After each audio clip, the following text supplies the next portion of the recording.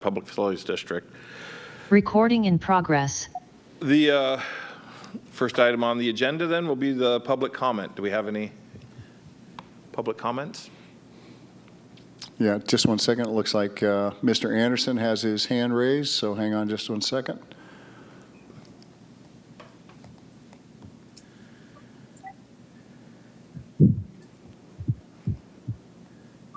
Okay, Mr. Anderson, can you hear us?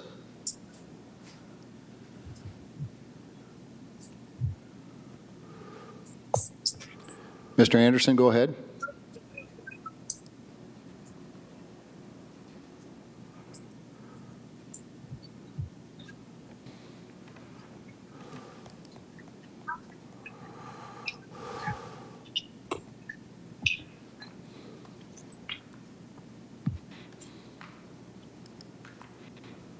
Mr. Anderson, if you want to tap your... I'm not hearing anything. You're not hearing anything? Can you hear me now? Yes, we can hear you now. Okay, well, I'll start then. This is a topic, once again, in kind of the maybe you already know it category.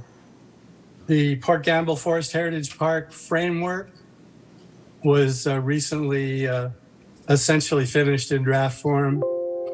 At the Parks Advisory Board meeting last Wednesday, they discussed it further and announced that they were going to halt it for the moment and do some additional environmental research and study.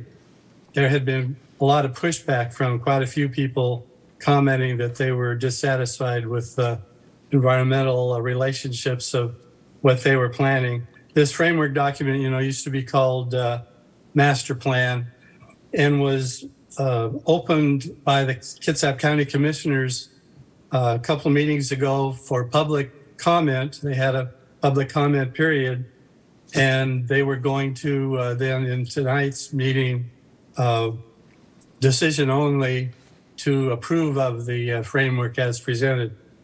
But in the Parks Advisory Board meeting, they were announcing that the additional work they would do would result in not presenting it to the Board of County Commissioners today. After all, however, I see it still in their agenda.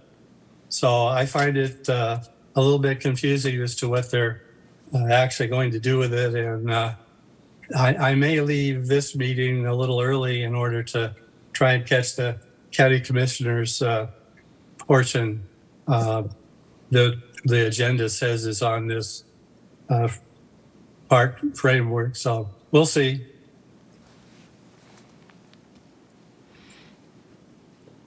I hope that's news to you all. Okay. Well, thank you very, very much. Yeah, that is, Hank. Thank you for bringing that up. That's all I have. Thank you. Okay. Any more public comments? I have no other hands raised. Okay. We'll move on to item 3, approval of the consent agenda. We have a motion. I'll move approval of the consent agenda. Second? I'll second it. Okay. Any discussion? Nope. All in favor of approval of the consent agenda, say aye. Aye. Aye. Aye. Any opposed? Nay. Okay, the consent agenda is approved. With that, we'll move on to number 4, which is the facility progress report with the Port of Bremerton. Are they? All right, let me promote the port as a panelist.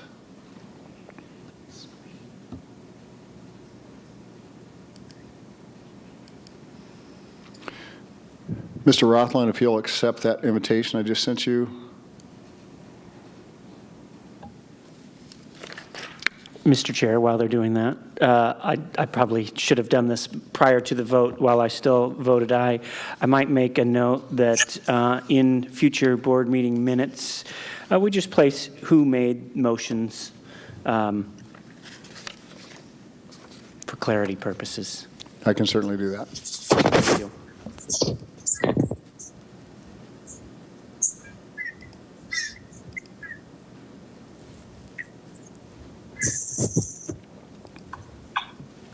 Okay.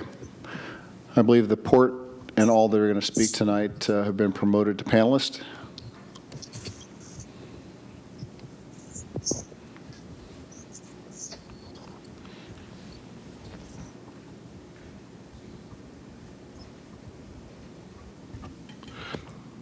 Okay, good evening. We're ready for the update from the port, if you're ready there.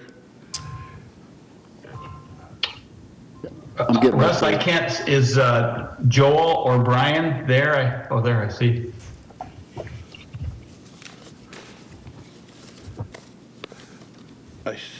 I see Joel online.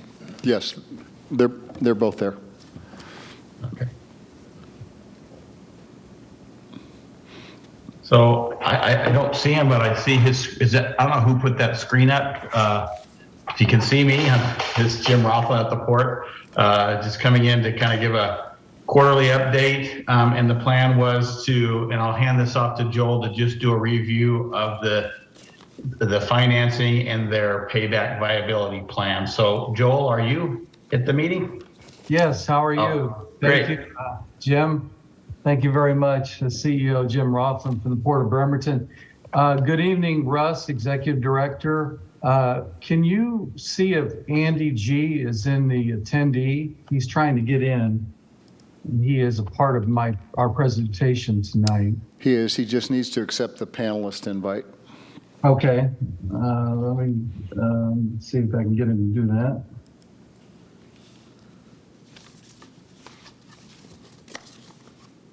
All right, I sent that to him. Okay, so I'll get going with my part. There he is. Hopefully he can unmute himself. Andy, can you hear us? Okay, well, we'll get to that. Well, good evening to Executive Director Russell Shiplet and to the KPFD Board of Directors. Our group would like to provide an update on Phase 3 for the Port of Bremerton Circuit of the Northwest final design documents. And Russ, you can keep that one on the screen. That'd be great. Current status of the project is that the team's focused on the movement towards final plans that will be presented on or before September 30th. In the past, we have reported on development of all of the public event areas and have led the team through conceptual, schematic, design development phases of the project. In the last few months, we have focused on the completion of the construction document phase of the project. Our civil engineering documents still continue to lead the process with the focus of the buildings being on the structural, mechanical, plumbing, and electrical detailing of the plans. These teams just recently were released to finalize the design documents and have already had a good start to meet our projected plan delivery dates. The landscape architecture will be completed during the phase of the project. The civil engineering team has focused on the completion of the utilities serving the site and the development of stormwater catchment systems that will treat the stormwater runoff. These defined catchment areas will be used to target the remaining geotechnical studies and the borings at the site. The focus of the drawing package, the current one, is to acquire the cost of the project that could be relied upon for development and for funding. In review, our team is targeting 90% by September 2nd and 100% completion of Phase 3 on or before September 30th. I would like now to introduce our co-project manager, Andrew Girdham, as we move through tonight's Phase 4 discussions of the Public Event Center, introduce our private financial group managing director, James Town from Caldwell and Suter. Andy? I see he's in there twice.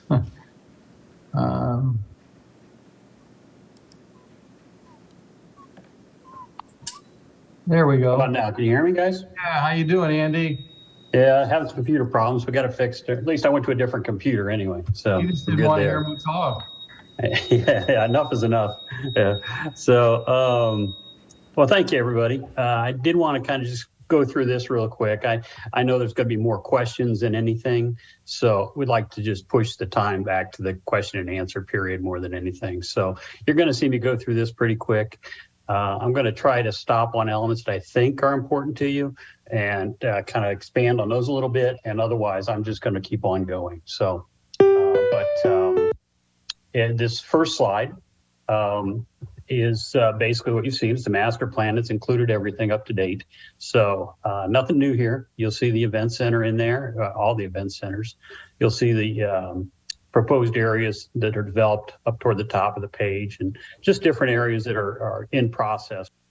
So if I could have the next slide, Russ, that'd be great.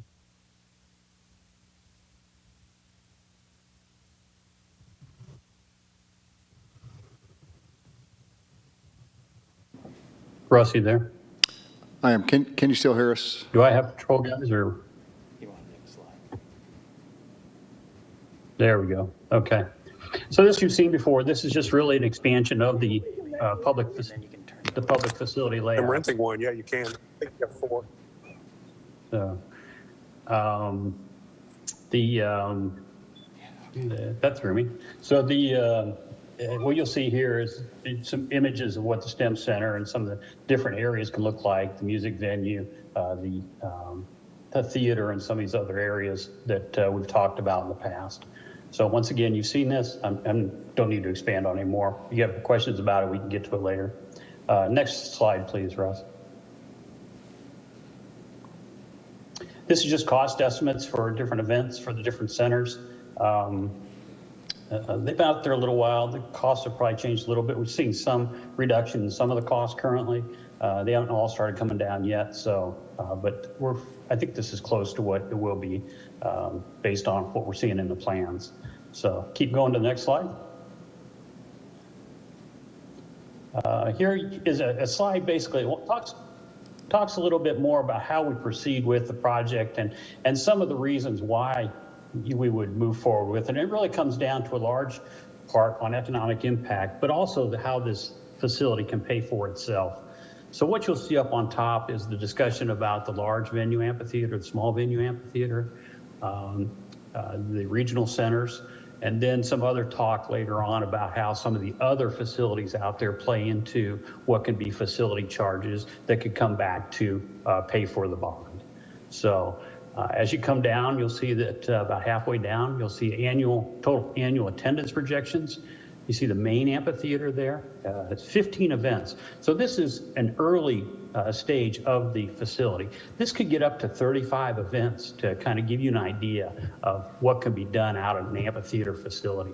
This is more like the stabilization number of events as we're getting started. You'll see it's about 270,000. What we did there was we used some projections that have been done by different venues, as well as from the leaders in the industry, such as Live Nation and ASM Global. So but what this is 90% for 15 events. It gives you 270,000 people. You see the small amphitheater, what it's projected. The regional event areas and the parking lots will have events in those areas. These are the paved areas that we can do different types of things on.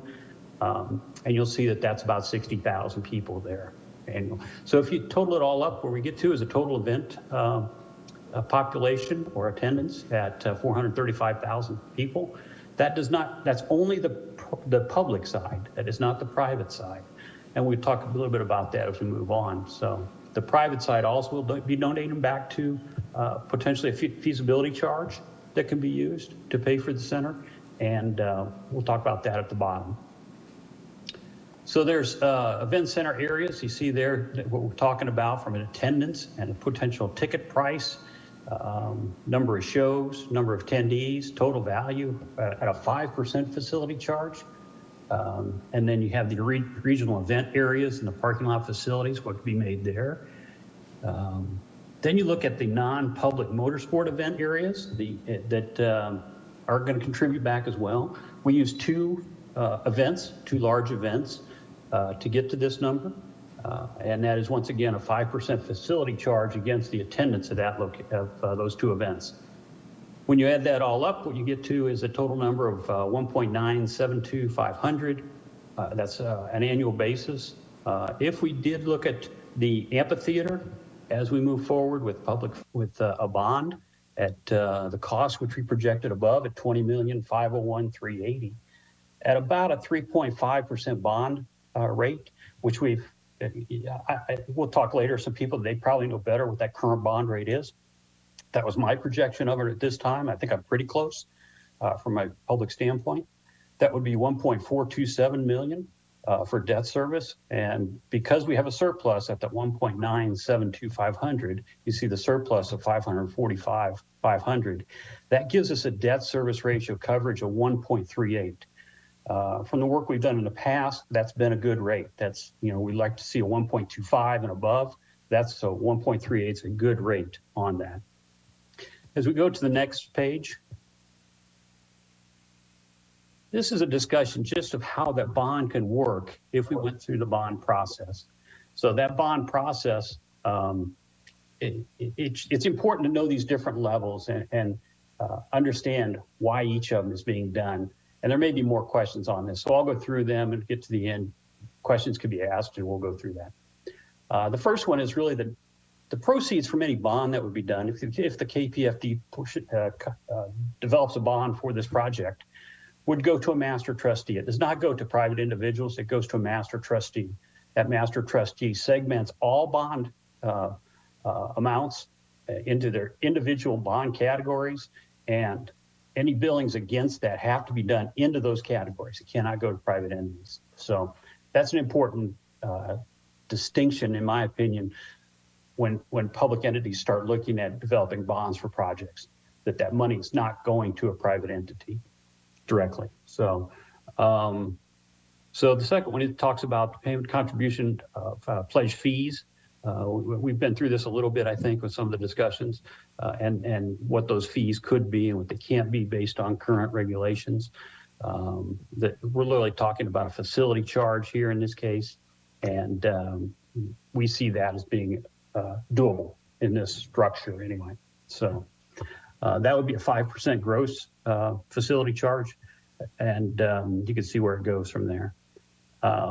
As we start talking about it, this would be done on the leased ground to C&W, and the facility charge incurred by the facility are paid to the KPFD by the facility for the term of the bond.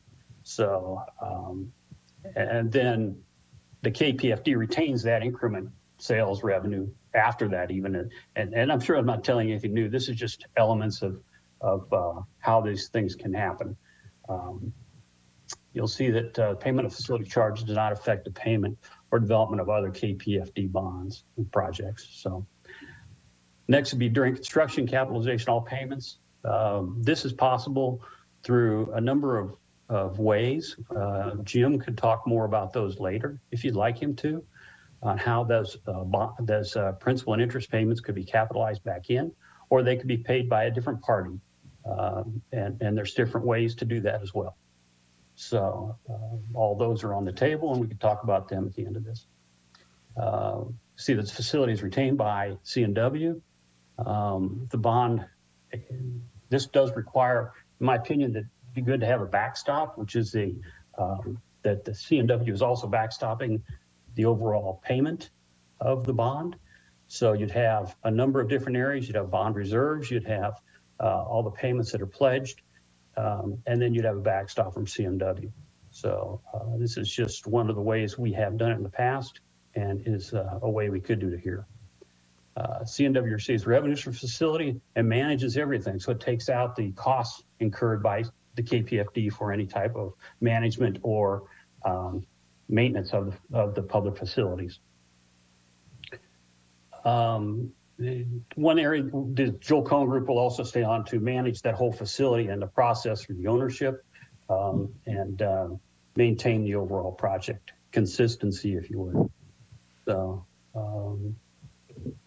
down at the bottom, it talks about risk management. This often is a question that gets asked to us, and really the guarantees that get really on the construction side. That's where most people have their problems and their worries, is that it's on the construction side.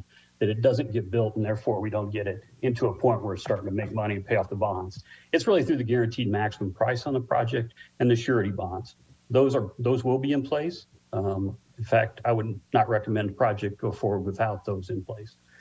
The infrastructure is being provided by the Port of Bremerton as the lessor. So you could go on down to the next page right now, if you would. This, once again, was just a discussion of the Port of Bremerton's STEM Center. We've talked about this in the past. I don't think we need to go through this. If there are any questions at the end, please let us know. How about the next page? Once again, these are the private facility costs. You've seen this before too. Right now we're talking a bond about $55 million. You'll see that on the next page, but from the private side, that's what we're looking at. I have asked Jim to talk a little bit about it at the end of this presentation, just about kind of their background, kind of his experience in the area, and the reason why he would think that this would be a bond that is sellable. So you can go on down to the next page.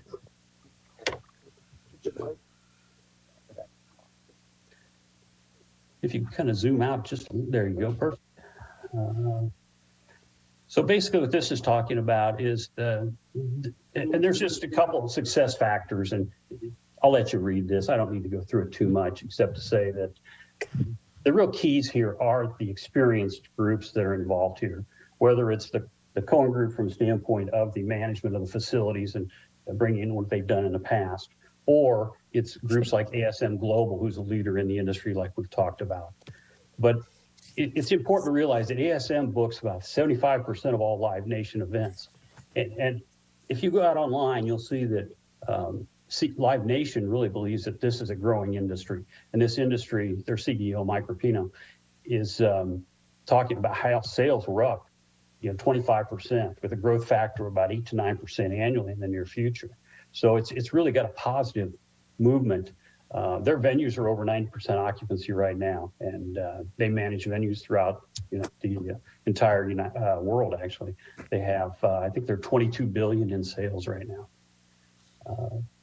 So the facility's developed by one of the industry leaders. It's ASM's involved with us on that.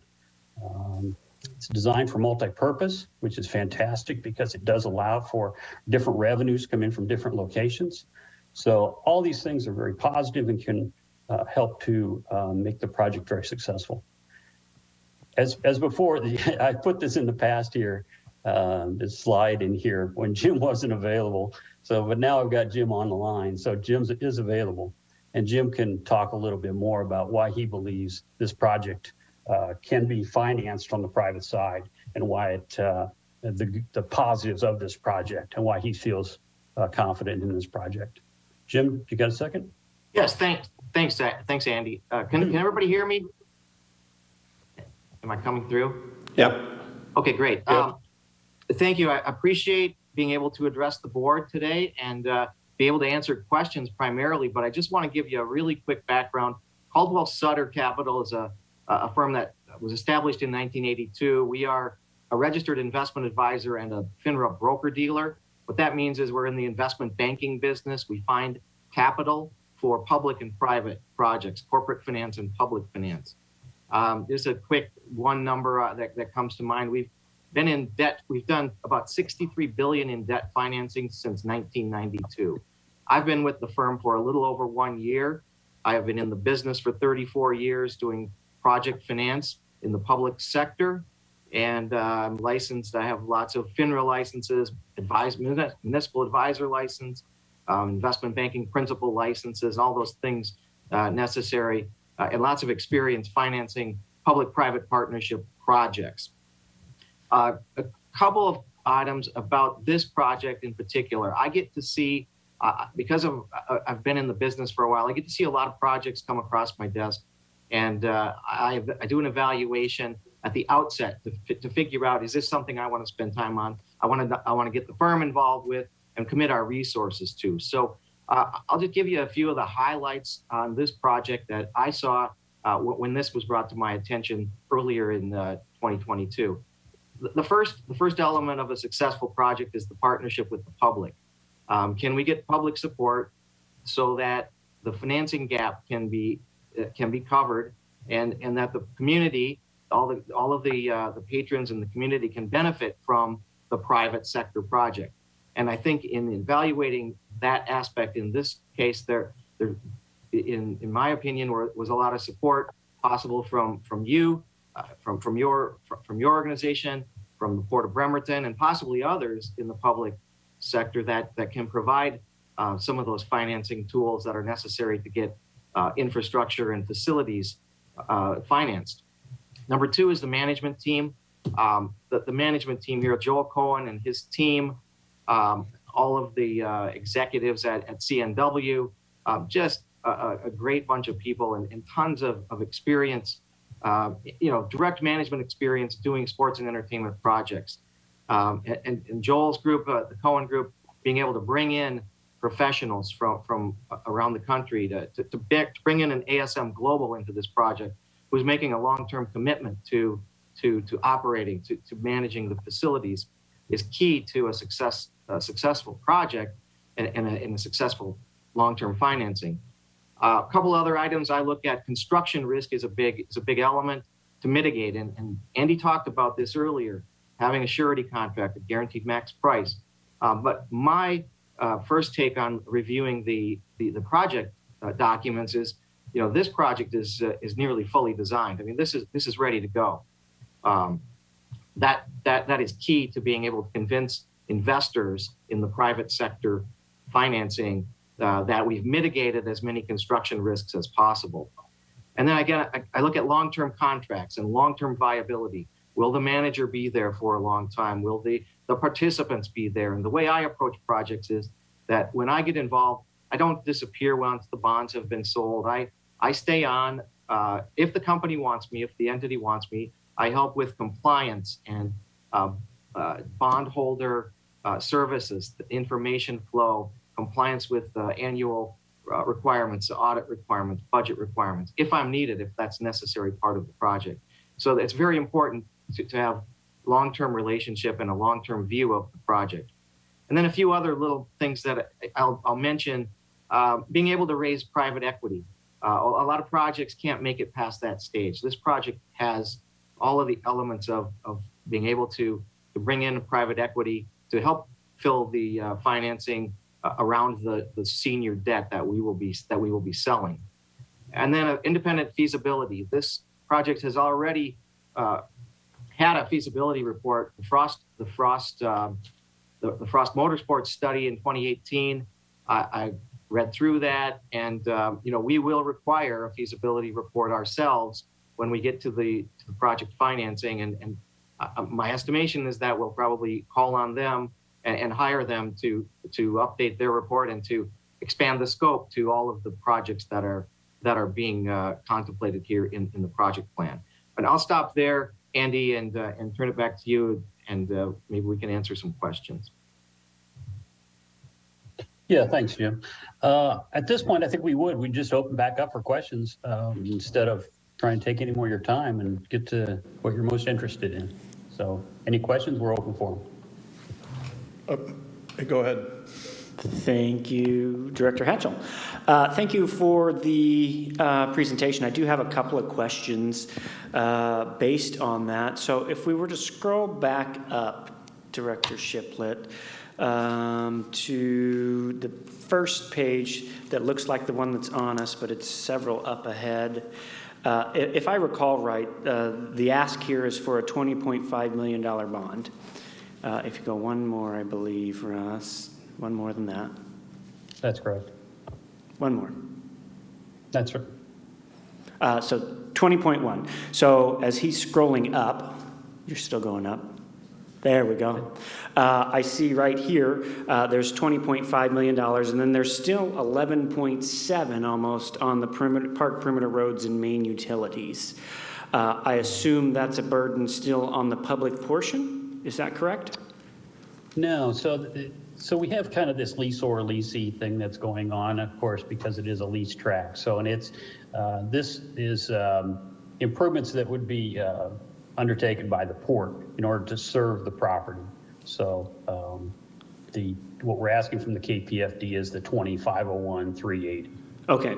And just to be clear, CEO Rothland, you have already made the commitment to the 11.7?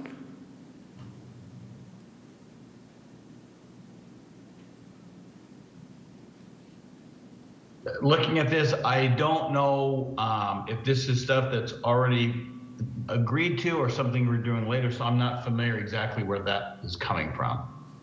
So if that's work that's already been done as part of the agreement, I'm not sure where that comes in at. So before I'm going to vote on anything, I'm going to make sure that that's clearly defined. Because the way it's presented here, I was assuming it was for the PFD to fund, but I want to make sure that before we make any commitments of that nature, that all the rest of the commitments are in place. Director Shiplet, Executive, next, scroll back down to the next one, please. And then I'd ask for some clarity around the collection of revenues from the motorsports events area, because as I understand, that will be the primary use for all of this facility, with some of these other activities going on from time to time, but that does seem to be a minimal portion of the revenue generation from this. So I'd be interested to hear and or see the numbers for the motorsports broken out like they have for the events. Has that already been done? Sure. I could just go through it with you if you'd like, because it is just so simple on how it was done. So this is 2 events at 30,000 people. It's based off of their ticket value, and then it's a 5% charge against that. So 5% facility charge against that. This is really areas outside of the public event centers, but this is additional revenue that I said because it's part of an overall center that's kind of a public-private center. Because you have your private centers, you have your public centers. The private centers can contribute because of their events through facility charge back to that. So this is really coming from the motorsport events that are 2, and they're 30,000 people apiece. So as a follow-up to that, as I understand, so you're saying there's only going to be 2 motorsports events on this property a year? Well, I'm not saying that, no, I didn't mean to imply that. This is just what we use for this calculation. There'll be more than that on this facility a year. This does not take into account some of the other areas and some of the other things that take place on the private center. You know, there's, you can do all kinds of events outside of that. You do have a motocross area, you have private events that are taking place that also have charges, but this is only based off of 2 motorsports events. What we're talking about here is a total 5% revenue charge against all that revenue coming in on the private side. But for this calculation, I only use 2 events. It's similar to the 15 events. There'll be more, but we took a very conservative approach and did not take into account all the revenue we thought was potential, if that makes sense. Kind of. So I'd want some more clarity on that as well, because as I look at it, I can't necessarily delineate on a map of this what is public versus what is private. So I would want to know more information, right? Because I see the motocross on the map, but where would those people be parking? Well, if the public facilities district is paying for the parking facilities, then I would expect that 100% of those events get the 5% facilities charge as well. So I'd like some more information on that. I'd also then like to turn and ask about some of the guarantees, right? As part of this, and that would probably have to be hammered out in an ILA with the port, and or we may even end up having to do some contracting with the Circuit of the Northwest for any type of guarantees back, right? For lack of better terminology, in the corporate world, we'll use a UCC filing so that we make sure that we have the opportunity to reclaim those funds. And then I also want to go, Director Shiplet, if you would scroll down one more page there for me. I believe it's on bullet point 1, 2, 3, 4, 5. It says facility charges are incurred by the facility and paid to the KPFD by the facility for the term of the bond. I believe it was the first time we got this, we were led to believe that that 5% charge could be into perpetuity. So I just want clarification on that. That was never, I would say, in my opinion, and I'll go back and check, I didn't mean to imply that in any time in the past. I don't know why the facility charge would continue. Definitely on the public facility side, I would say yes, but that, there's private side, and let me kind of expand on that one more time. And that is, there's private, there's public, and the private side is everything outside of the public event centers on the site, and then the public event centers are on their own. So I would say, I wouldn't see why that wouldn't continue on the public or the public event center side of the facilities, but I don't see why it would expand and continue on the private side. Does that make sense?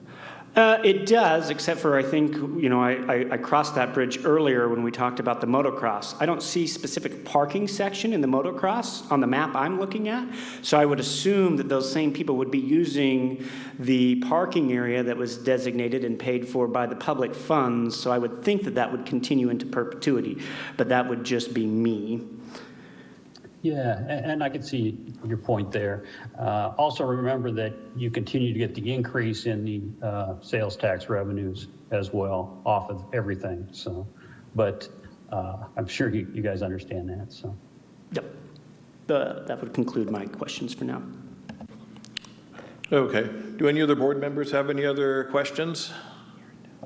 Yeah, I do. I'd like some clarification. Could you scroll up one more screen to the annual economic impact of event screen?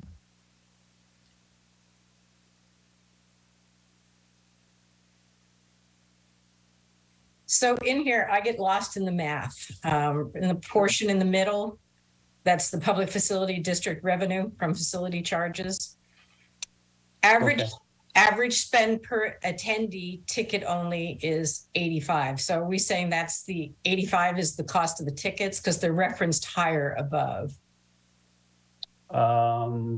Above, you get into other things in there as well. That above is more than just the ticket, I think. That includes their other spending on the economic impact. When you come down to what the facility charges would be, which is the bottom calculations there, it is based on solely the ticket value. Gotcha. It's not based on any food charges. I believe that there's potential for that, but that's something that's got to be really worked through from a standpoint of what's allowed. We went through that before, I think, talking about food charges and things like that. Okay, got that. Yeah, and you got to realize that some of these conversations that you guys have had before were with some of the board, but not all of them. So each one of us may come up with some slightly different questions. Number of shows, we're talking 15 shows. So is this just way low? Because looking again at the top, we're talking 15 concerts in the large venue, 30 in the small, 10 in the regional. I'm trying to get to these. I'm sorry, I'm highlighting on my screen that you can't see. I'm trying to get to the 18,000 and the 1,147,000. Sure. So it is the 15 events to get to the 270,000 people. That is done just as a conservative approach. It is, like I said, the stabilization number of events that we feel will occur. That'll occur here in the first year to 2 year period. So then it could go up as high as 35. We're seeing that around other events that I've been looking at, 35 events a year, just for the large amphitheater. Small amphitheater, that's really going to be driven by how many smaller events can be done on the outdoor area, not the indoor area. Indoor area does not have that much impact. It is all the outdoor area because of what it can handle versus the inside. And then, so the attendees at the 90% level, what does the 18,000 represent? That's a 90% level. So 20,000 is the venue size. So we're taking 90% of that and using that on the 15 events. Oh. So hopefully I've degraded, instead of just using a full attendance for the 15 events, I degraded it down to a 90% level. Right, understood. And then, so the math on the total revenue, so the 1,147,000, 5%, I did that math earlier. What was, let's see, 1,147 divided by 5. 7,500 divided by 0.05. So we're looking at, I'm going to drop 22,950,000. Is In that, total revenue, ticket revenue? well, isn't that what the 1,147,000 is representing? Yeah, no, that's just the revenue, the 5%. So yeah, if you took that 1,147,500 divided it by 0.05, it would be that number. So I'm sure you're close to it. So. Yeah, to 22,950,000. So that is the expectation. And I realize that these are using on a lower level, but the 22,950 is what you think is going to come in on the public side, right? Yeah, that's total ticket revenue. That's right. Right, total ticket. Yeah, not hospitality, just total ticket. Right, doesn't include all the other stuff. That's right. Okay, all right. I got a little bit more on that. So let me see. I have a question. Chair, sir. Yes. Can we launch into some other questions beyond this presentation, or does anybody have questions about the presentation? Any other questions about the This presentation? is Walt. I have a couple about the presentation. Okay, go ahead, Walt. The estimated interest that you thought we'd have to pay on the public side for a bond was 3.5. On the private side, 7. You know, I don't know about bond rates. Do public bonds have to pay twice as much as private bonds have to pay twice as much as public? Yeah, I'll let Jim would have the best indication of that right now. So. Yes. So the answer is when you sell a public bond, a municipal tax exempt bond, that presumably would be rateable. I'm not your financial advisor. I'm sure you have capable financial advisors that will give you advice about this, like a structure. But when you sell a tax exempt bond, a 20-year bond in the marketplace, you probably get an investment grade rating. Right now, a AAA rated bond that's 20 years is 2.94 as of this afternoon when I looked it up. A 1-year tax exempt bond is 2.18. So if you average, 1 to 20 years, AAA will get you about a 2.5. I think the 3.5 probably represents something like an A rating. And again, we didn't do a full evaluation.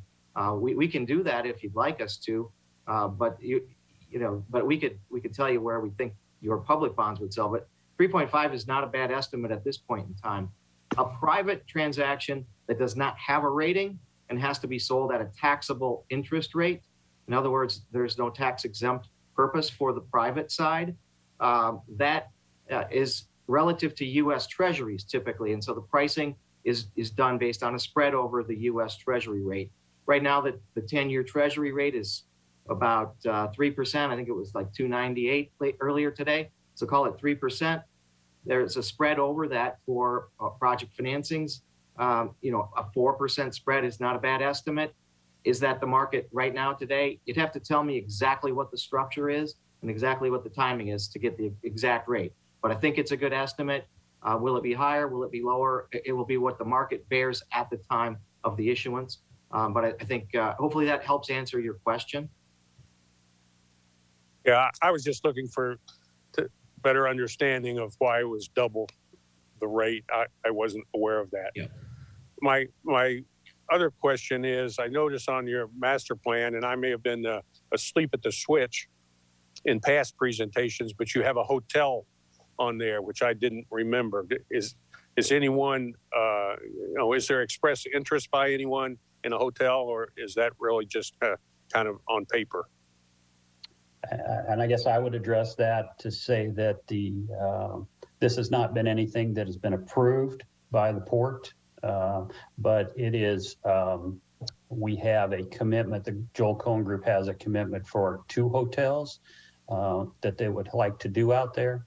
But the Cohen Group has not gone to a final commitment on that. So it is being shown as a potential. So. All right, thank you.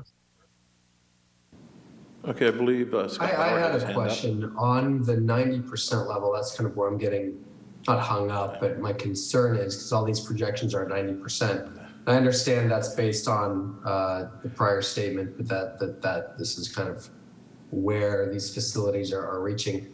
One question is, are there studies on how quickly once a venue opens, it starts getting enough name recognition to get up to that? Or is it pretty much once you're open and you bring in whatever, you're at your 90%. And then secondarily, where's the threshold if you don't get to 90% that we start running into problems? If we're consistently selling for whatever reason, whether it's bad weather or something on an open air thing in the Northwest at 80% or 75, where do you run into problems on the numbers in terms of being able to collect what you need to collect? Sure. See where the margins are. Sure. So as we look at the entire length of the bond, it's not an issue because the number of shows will increase quite a bit, right? It's from the 15 to 35 that I talked about before. That's not the issue. The issue is that initial startup period. The initial startup period is really based off of a number of things. One is, of course, the marketing. One is the commitment of the facility being open by a certain time so that the acts could get scheduled. Those are scheduled a year ahead.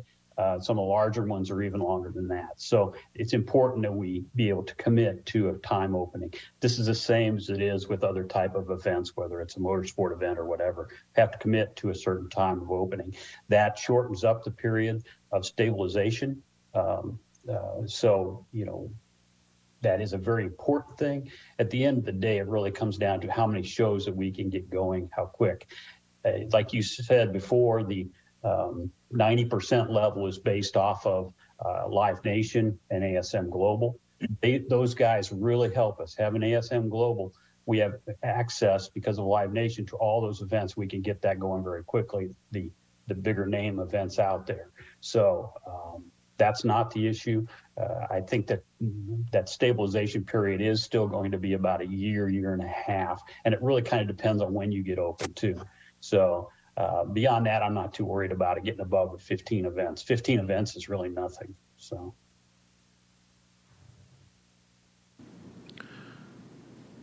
Okay, I think Scott Bauer has his hand up. Go ahead, Mr. Bauer. Phil, was there anything else on that I can answer for you? I don't think so on that. I think one of the other kind of side questions we were having is, who's going to be paying for some of these studies that we were talking about down the road that we need to do if we're going to, if we have to run some of these studies to see, with the tax or whatever we're calling it, event facility charge, is that something Circuit of the Northwest is paying for? Is it something that the port's paying for? Is it something that we're paying for?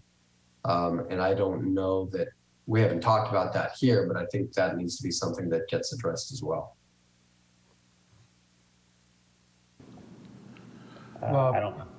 On our end, we looked at phase one. We went to the KPFD board in 2018 and they paid for our market and feasibility study. I don't know what the RCW says. I don't know. I think with the Department of Commerce being involved, when you go to construction, they're going to require a feasibility and market study, or at least an update on the data. So I'm not privy to discussions that this board has had with the Department of Commerce, but it's been my experience that the Public Facilities District, that is a cost that they would pay for, since the revenue stream would be tied back to the Kitsap Public Facilities District. So that topic on the feasibility study, we're going to discuss that as a board at a later time, how we're going to handle that. Yeah, I'm just answering the question. I think it should be, as we did the phase one, it was paid for by the facilities district. Okay. No, I appreciate the answer. Just wanted to get clarification on your end, what your perspective was. So, okay. Thank you. Yep. Hi, this is Scott Bauer with Northwest Municipal Advisors. We do serve as financial advisor to the PFD. So just a question initially, I guess, on the security, and I guess what's contemplated here as the security for the public bond here. Is it just the project revenues that are, I think, delineated on the next page? Or are you proposing that the PFD's sales and use tax rebate that they get from the state, is that part of the security? Or is there an entity that is stepping up with a general obligation pledge, either because they're issuing the debt, which is not, I mean, the PFD doesn't have a general obligation pledge, but either that they are issuing the debt or through a contingent loan agreement of some sort? Andy, do you want me to? Andy, I can address that if you'd like. Sure, go ahead, James. Yes, Scott, thanks. That's a really good question.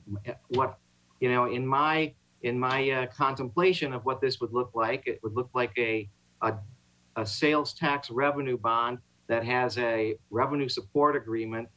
The sales tax would be the basis for getting a public rating, but there would be no expectation of using the sales tax to actually pay the debt service on the bonds, that the payments would come from this facility fee, that the 5% that's been discussed, and that would be the primary source of the repayment. But the backstop would be the sales tax through 2041, I believe is the final date of that by statute currently today, if I'm correct on that. Right. Yeah. The PFD is going through a process to get that extended. Currently, it sunsets in 2026, but you're correct. They're doing what they can do to get it to 2041. So I guess when we're looking, oh, go ahead. Sorry. So just one more thing. So that's what I would contemplate. And then what we would do is lockbox revenues. We'd create a master indenture, and the revenues would be lockboxed with the trustee. The trustee would fund out of the operating budget of CNW. They'd be required to pay the 5% facility fee directly to the bond fund of these bonds. And that would come out before senior bond principal and interest on the CNW debt. And so that would be an operating expense of the entity. And sorry to get into the weeds on this, but it's an important answer to a question. That's what I would have contemplated. Let's put it that way. And so I guess, again, on the if bond payment backstopping, so when you're saying backstopping, you mean, I guess, what does the backstopping mean here? Under facility is retained by CNW. If bond payment backstopping, I'm just trying to figure out what that is. Oh, so yeah, that was actually CNW's backstop so it would be a commitment to pay any shortfall. So a commitment, Scott, a commitment to pay any shortfall from excess revenues, in addition to the commitment to fund the 5% facility fee through the operating budget in the waterfall in the bond indenture. Correct. So on the prior page, the facility charge is really the only thing that's shown there. Is that correct, though, where we get to, or where you show the 1.9 million? Is that right? That's correct. Okay. That's based on a conservative number of events as well. So. Okay. And then incremental sales tax. So if there's sales tax that happen on the facility and the PFD receives 0.033% just because of their typical, because of what they get countywide, that's the thought with that statement. Is that right? And that was just a discussion. As you see above, it was not included in the calculation. So it does not have to occur, but it is beneficial to that payment. So. Right. So yeah, Scott, we did not try to predict what that incremental difference would be above the roughly 2.1 million. That's I think last year's number, and I think this year's running to about 2 to 2.2, running through July. We didn't try to predict what the incremental would be, but we realized, and we want to point out, that there will be incremental sales taxes paid as a result of this public-private partnership, this entire facility. And so we didn't try to predict what the number was. We didn't put a number in the presentation. We could put our heads together and make a guesstimate if everybody wanted to, but we didn't think that was prudent at this time. Okay, I see. Thank you. Okay, do we have any other questions from board members? No? So I have a couple questions also. Can you clarify, are we just discussing this presentation and we're going to have more discussion amongst the board members at a separate moment? Oh, excuse me? I didn't catch that. She'd asked if the board was going to be having further discussions about this. Yes. I'd like to clear up a motocross question from Chairman Morrissey, or Board Member Morrissey, if possible. Can you hear me? Yeah, go ahead. Okay, yeah. So we would use, if infrastructure is used that the facilities district is funding, then yes, that would be used in the facilities charge. So we do plan on having spectator events that will use some of that infrastructure. It will also be used for just general practice, and the practices will not use that infrastructure. So like a fee-based weekly use thing will kind of like the private side, the membership, the clubhouse, things like that are not paid for with public funding. There would be not a 5% facility charge. Or if the track itself was rented, leased out by a third party, that 5% facility charge would not be subject to the 5% facilities charge because we're not using the public infrastructure. I hope that clears that up. Does that clear that up for you?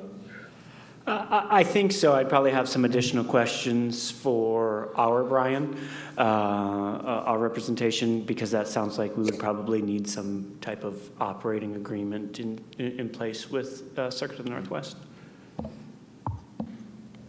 Okay, do we have any other questions from any directors? I have a couple. So I guess my first question is on the public facilities layout.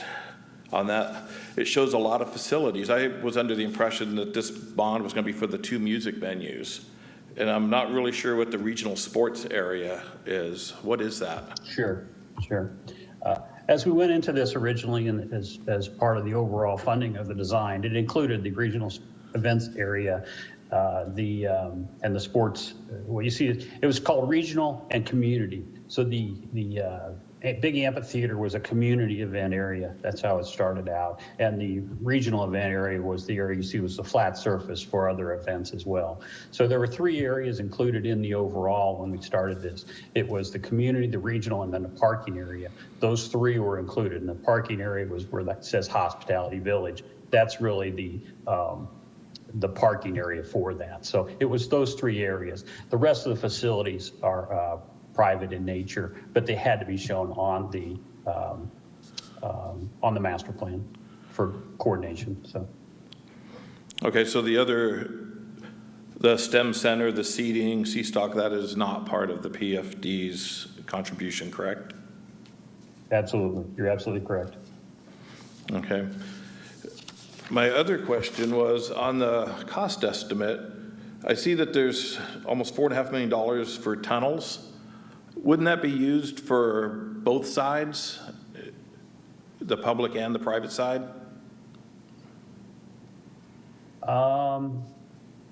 The answer is yes. So I guess yes. The answer is yes. It would be because that one of the tunnels is both of them would be. They'd both be getting people into the venue, whether it's private or public. So I'm going to say yes on both. To your answer. I believe there's actually 4 tunnels. Well, the 2 tunnels are the inside were access tunnels for the venues. Mm-hmm. That's the primary purpose for those were to get to the different venues. Those go under the road course facility. Mm-hmm. So those are the 2 tunnels, and then there's the 2 other ones are pedestrian tunnels.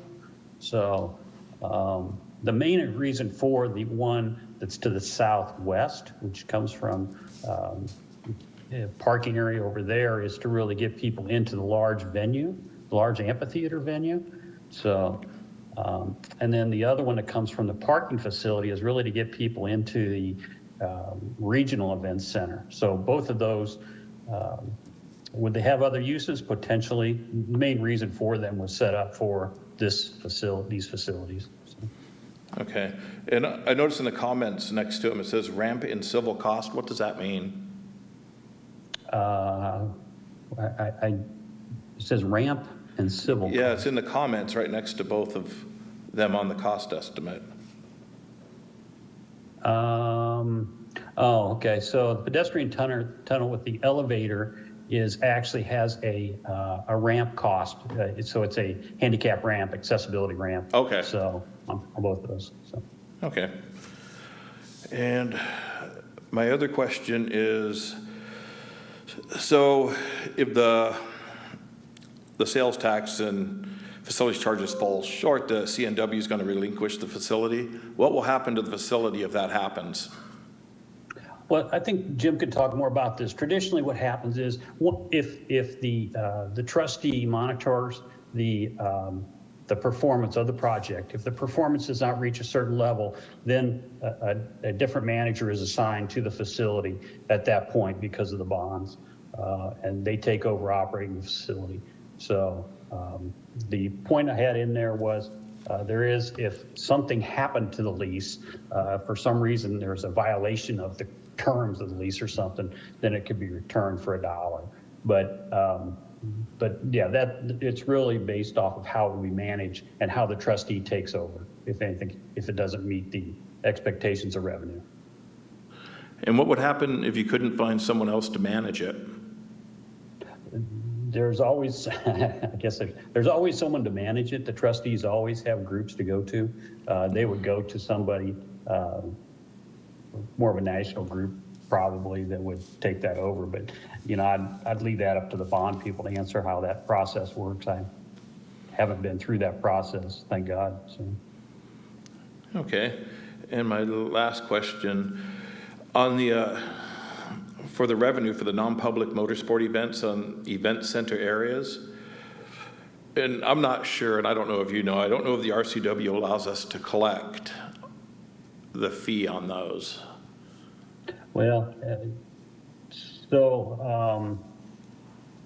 as a facility charge, it's my understanding you could collect it, and if it's collected by someone else and is pledged to you, that is not coming through you or collected directly by you. So I'll leave it up to the attorneys on that one, but I believe you can collect that. Yeah, and I don't know if our counsel is here. I know there's some restrictions in the RCW on what we can collect the facility fee or tax or whatever you want to call it on, and I'm not really sure on that. And I don't think Brian's not here today. Right. It's really No, based but more Mark is here. Okay. This is Mark Reno. I'm with the Foster Garvey Law Firm in Seattle. We're bond counsel to the PFD. And I believe that if this were some arrangement with a lease or lease back, that there would not be a problem with circuits dedicating a certain portion of its revenue flow to paying off indebtedness that was incurred by the PFD, because it would not be seen as the PFD actually imposing that charge. Okay, thank you. Okay, that's all the questions I have. And we have a couple people with their hands up. Yeah, Mr. Ryan Newmeister with Northwest Municipal Advisors. Hi, yes, thanks. I'm with Northwest Municipal Advisors, the financial advisor to the district. I guess the question I have is regards, I guess, the bond reserve. Have you taken, I guess, into effect the course of how that's going to be funded? Is that with these bond proceeds then? So would we have to account for another bond payment, I guess, into this? Or would we be looking more toward the $22 million range for a bond instead of a $20.5 million? I guess I'd answer that. This is Andy Girdham. I think we believe that is, we'd like to fund it that way. I think that's prudent. I think we would be looking at a little bit higher. We do have, you see that additional reserve that, as we calculated it in, that $545,000 that did get us up to a higher debt service coverage ratio. So I think we can use a little bit higher. Andy, let me answer that question also. This is Jim Town. Ryan, a couple of things. One, funded from bond proceeds, tax exempt, assuming we meet the three-prong test, and it's a reasonably required reserve. I think that's a credit question. I don't know what the credit structure, ultimate credit structure looks like, or what the rating looks like. So that I think is to be discussed. But it's possible we could get a bond insurance policy on these bonds and maybe fund the reserve with a surety bond and not fund it from additional bonds issued at the time of bond issuance. So we would keep the bond issue size closer to that 20.5 million plus cost of issuance. I just wanted to throw that in. I don't know the answer to that question right now, but it's certainly possible to fund it with a surety reserve. And Jim, since you mentioned it again, can you explain, I guess, your thought of why this would be a tax exempt bond? Well, I'm not giving a tax opinion. That's for Mark. He's on the phone, but Yeah, no, absolutely, no. And I would say but, we've only had a couple of these slides to review, but I guess Yeah. since you mentioned it a couple of times, I just thought that maybe you have a more thorough review than we have. yeah, I mean, my review is that, that there's a public purpose for these costs, and let's do a tax analysis and determine, if we have good costs and if they're fundable with tax exempt bonds. I don't want to jump in front and give an opinion as to the matter of tax exemption. That wouldn't be my place. But I believe projects like this have been funded with tax exempt bonds. Understood. Thanks, James.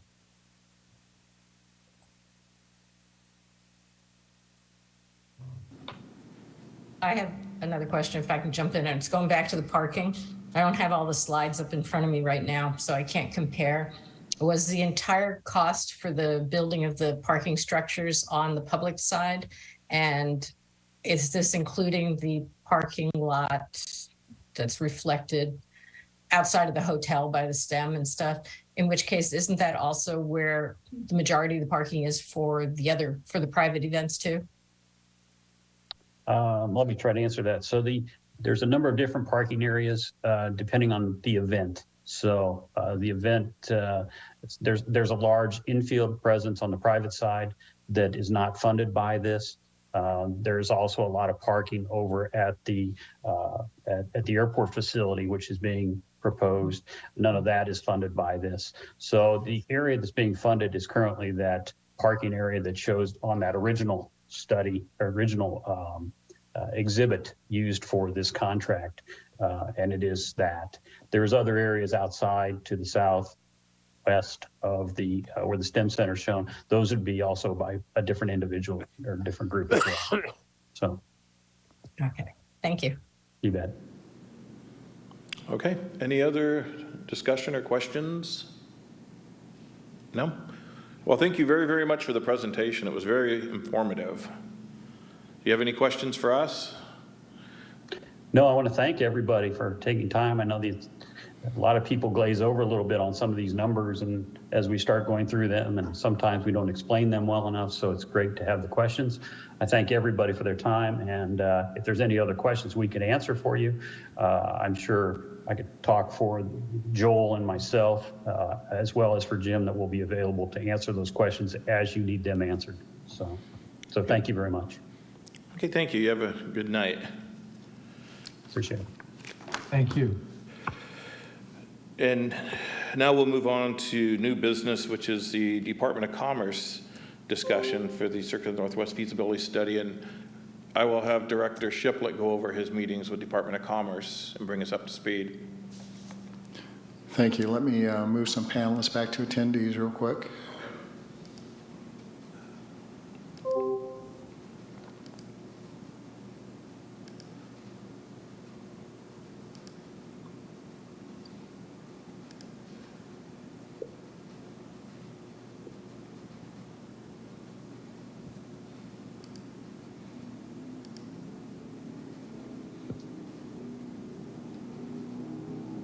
Okay, there we go.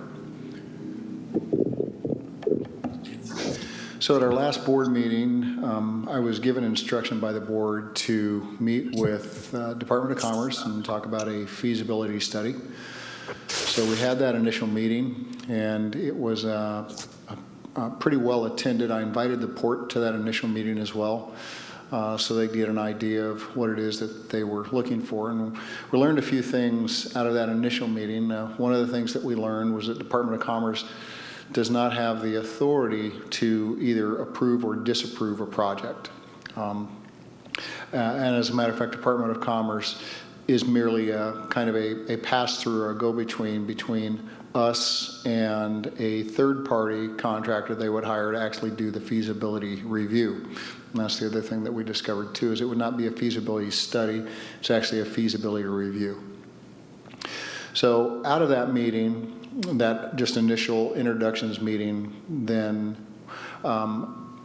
I set up another meeting after we had a better understanding of that. We set up another meeting, and this time it was just the KPFD to really find out, okay, exactly what do we need to do, because this time around we're talking to the third party that would be conducting the feasibility review. So we talked to that third party, and that individual told us that there was several different things that we would need to be able to provide to them. So basically we're providing our own feasibility study, if you will, or gathering data for them to take a look at, and then go off and do a feasibility review on this as well. So really, Department of Commerce's only role in this is the go-between. Department of Commerce said that it's typically takes anywhere from 2.5 months to 3 months out. They've seen them go as far as 6 months. They said that's pretty rare, but typically 90 days, how long it takes to get the feasibility review done. But we still have to go back and do some homework, which means that I have to reach back out to the port and ask the port to provide us with more information the circuit has, so we can provide them with greater information. So that's where we're at with the Department of Commerce. I do not have a third meeting scheduled with them yet, because we're at that point right now where we're still collecting information from the port on what it is that the third parties asked for us to bring. And did they talk about the cost of this? No, they didn't give us a cost. We didn't ask that question just yet. I know in our initial discussion they said 20 to 60,000, just depending upon the scope. Okay. And do we contract with Commerce and then they contract, or we don't contract directly with the contractor? No, sir. We would do an IRA with the Department of Commerce, and then Department of Commerce would have their own contract then with the contractor who does it. All right. And then the payment for the feasibility review would be directly from us to the Department of Commerce. Okay. So as a point of clarity, I just want to point out that what that means to me is there's a payment for the review, which is, as you said, the 20 to 60,000 or whatever. But then there's also a payment to actually have the study done, so that sounds like it's two separate items that would need to be prepared or produced. Yeah, I would ask that same question, Director Shiplett. I wasn't part of that meeting, but so do we have a cost estimate on what the feasible, because we have to do our own feasibility study, and then DOC will review that? Is that how I'm understanding this? That was my understanding. We don't technically have to do a study as anything formal to present to them. We just have to gather the data that they're asking for to provide to them. Okay, so there won't be a cost associated with that? Okay. No. Thank you. Just our time to gather the data. And then I know Mr. Greenow has got his hand raised. Oh, I just wanted to mention that on our call with the Department of Commerce, they had introduced a prospective contractor to perform the feasibility review, who's a well-known.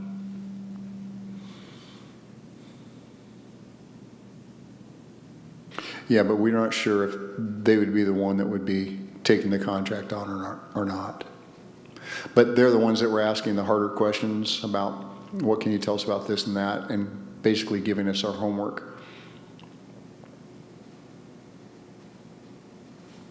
Mr. Greenow, do you have anything else to add to that? I'm sorry, go ahead, Director Leader. Oh, thanks. I know we're saying that, so it's not a formal feasibility study, but in order for us to consider trying to put bonding out, wouldn't we need something that's fairly formal and data-driven in order for anybody to look at creating the bonds for us?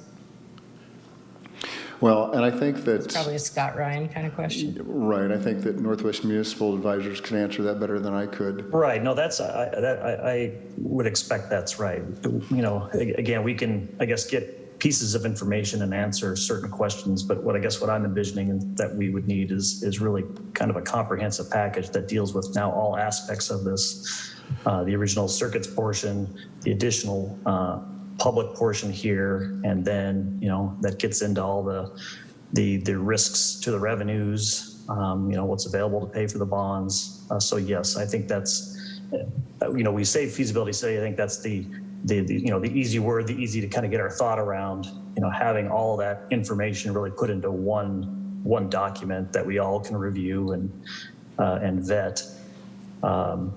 But I think, again, as Director Shiplett mentioned, and that the Department of Commerce really, based on our meetings that we've had now, that they really are at the end of the process. And they will do their financial feasibility review. And I think the only similarity is that it happens to have the name feasibility in the title, that there'll need to be either a feasibility study or some sort of comprehensive package of information that is ultimately provided to them toward the end of this process.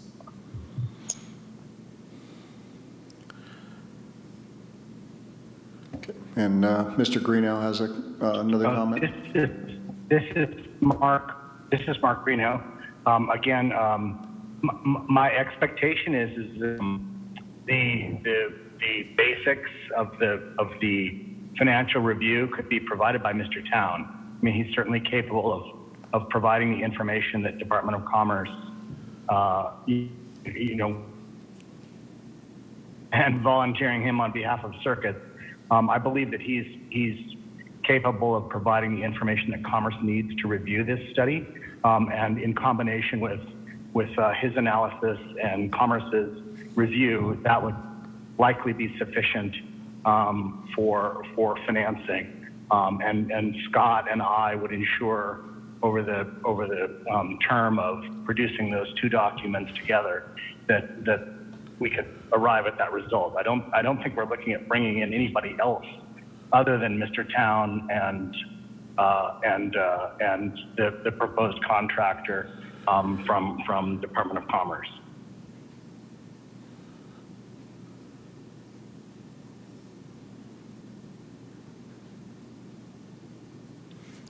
Okay. We have anything else? One other thing is, I believe this all becomes public record, doesn't it, once the study or whatever it's called is done? Is the circuit okay giving out that? Because I noticed they were worried about proprietary data before. Will they know? Well, they'll know obviously that this is going to be open to the public, everything they give them. It's a good question, and I'll have to convey that to them. Yeah. Okay. Any other comments? Do we? Yes. Okay, I'll go ahead. Do we? I'll wait. Whoever goes, go ahead. Oh, no, you go ahead. Okay, dang it. Do we have Brian reviewing the 5% facility charge? And do we have to run that by Commerce or just make a legal review of it and be comfortable that that is something that we can accept? I believe Mark raised his hand. He can answer that. So this is Mark. This is Mark Greeno. I mean, certainly Mr. Lawler and I will review the proposed structure to ensure that whatever revenues are being pledged to any type of obligation that is undertaken by the PFD will be legal. And my expectation is if the PFD is the ultimate obligor, that our firm will have to provide its independent third-party review that both the obligation is valid and binding, and that the revenues pledged to it are legally pledged. Because any type of creditor is going to require that type of independent third-party legal review. So you don't feel that we need to run it by the Department of Commerce in addition to that? I mean, Commerce will probably want to know that we're on board with the legal structure, and we don't have any problem with providing them with whatever type of assurance is required by them. But we've worked with their proposed contractor for many, many years over many projects, so I don't anticipate that being a problem. Okay. I just didn't know if this was something that had ever been done in the state before, or if we're breaking new ground here. It's certainly an interesting proposal. Most PFDs, are a little more hands-on, and so this I haven't seen this arisen but there's no reason why it wouldn't work.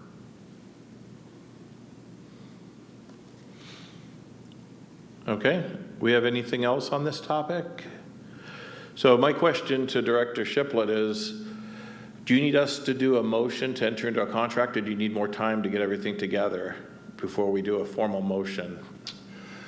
Well, I believe that the original motion was for me to proceed forward with working with Department of Commerce. So as far as I'm concerned, I still have the authority to do that, which means that we'll continue to gather the information, and we will give the information to Department of Commerce on the, and then they'll give it to the third party and they can get going on it.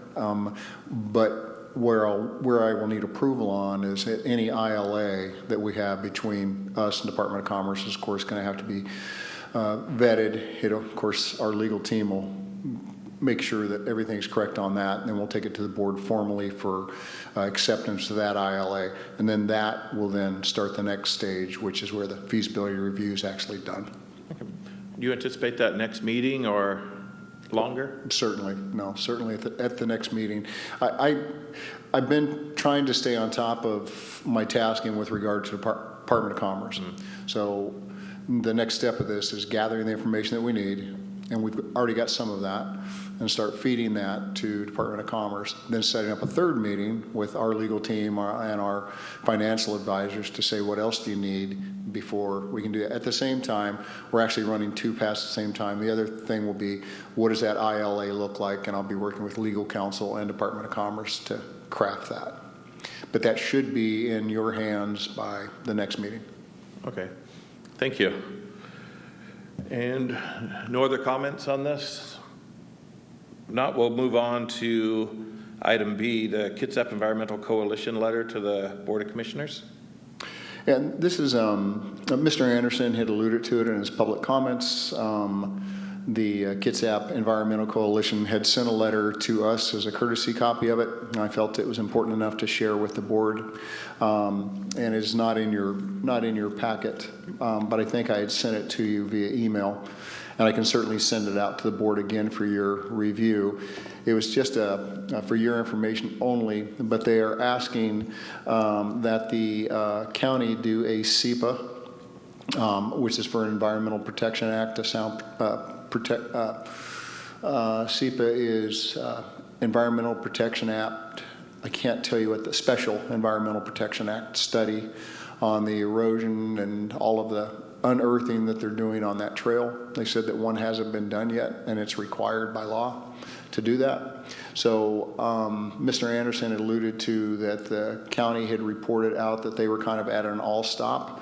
I have not heard that yet from the county, and the county is supposed to make their presentation to us this next month. So I'm sure we'll hear more from them on that. But that was just to bring it to your all attention. Okay, thank you very much. And with that, we'll move on to item 6, financial reports. Okay, and our Chairman yes. Hatchell? Yes. This is Walt. I'm going to have to excuse myself. I'm up in Port Townsend, and I have a lovely lady here who expects to be taken to dinner. So may I be excused, please? Absolutely. I'm sorry. I scheduled this to go till 7, hoping we would be done at 7, but we're not quite there yet. Well, you have a good night. So, thank you. All right, our accountant, Ms. Veach, can't join us today, so I will give you the financials. This is as of July. First off, this is our overall, our accrued basis for the end of July. 286 fund is $4.6 million, and if you'll remember, that's not funding that we have. That's just funding that goes into part of our bonding that we use to help to make the payments and make the debt service payments. $30,179 in our 968 fund. That's our operating expenses. Again, we keep that down. We purposely keep that down low because we try to keep as much money in 977 as we can, since it's interest bearing, and currently in 977 fund as of the end of July, 3.1 million for a total of 7.8 million. And then this just breaks down the financial position by fund, by different line items. The bottom line results are still the same. It just breaks it down, opens it up for you so you can get a better review of it.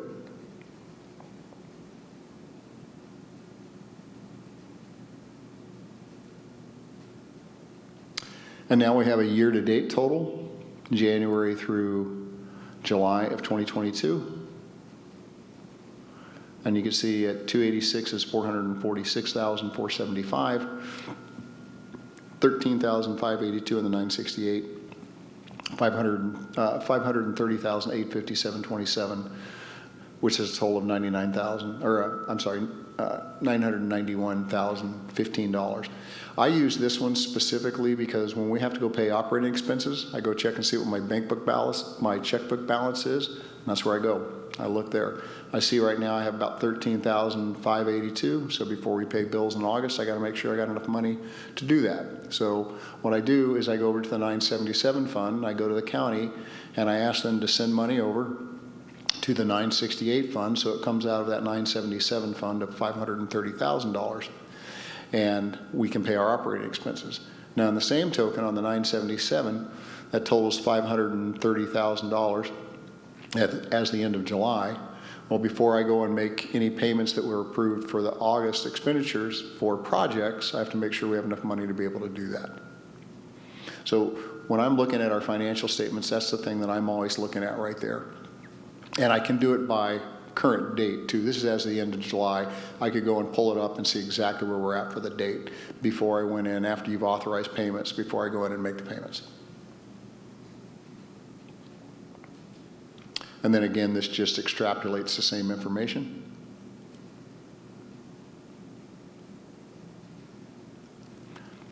Any questions on financial statements?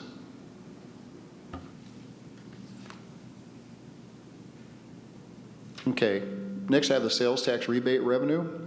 So for the month of July, we collected $193,483.26. It was a 1% increase in July. So we're up 1%.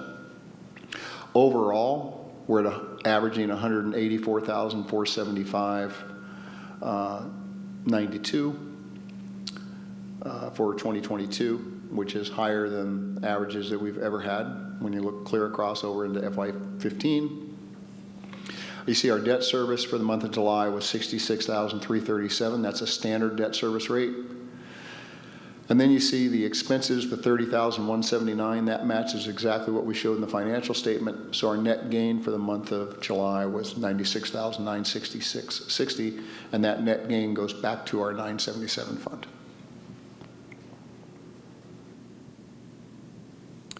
And then finally, let me zoom in a little bit on this one. This is tracking our project funding records. And this month, there was only one project invoice to approve, and that was for Port of Bremerton in the amount of $73,454.14. Our construction consultant and myself met on Friday, and we went over the invoice, and we didn't have any questions, so we submitted to you for approval. One thing I did want to say on this portion of Port of Bremerton is that they reported, in Mr. Cohen's report, he reported that they're nearly 73% complete with their project.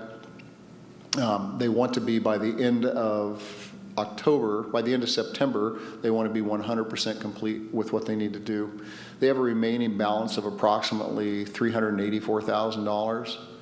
So I would expect to see in the months of September and October a pretty large amount of invoices coming from the Joel Cohen Group and those that he subcontracts with to pay that off, because like I said, they're looking to finish it up by the end of September.